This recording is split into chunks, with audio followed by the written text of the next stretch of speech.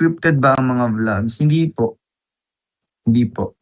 At mapapatunayan ko 'yan sa mga kasama ko dito, 'no, na mga tita, mga bisita, mga supporters, kung scripted ba yung mga vlogs natin. Hindi po. We don't need to pretend. We don't need to create scriptions para sa mga vlogs natin. Kaya nga ayoko nga po mag-e-edit pa ng medyo ano, maglalagay ng mga iba't ibang transition kasi ano 'to, true to life experiences po. Oo, true to life talaga. I don't need to edit the video, lagyan pa ng mga iba't ibang mga ano.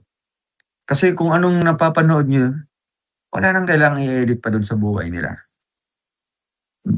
Hindi siya scripted, oo. At yun nga, ako naman talaga nagsasabi na hindi, pero saan yung proof, 'di ba? Sino yung proof?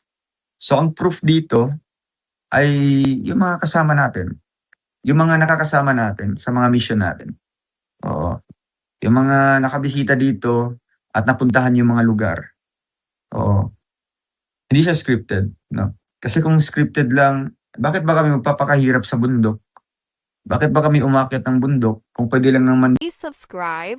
Role of Malalag. Racial Morales. Thank you.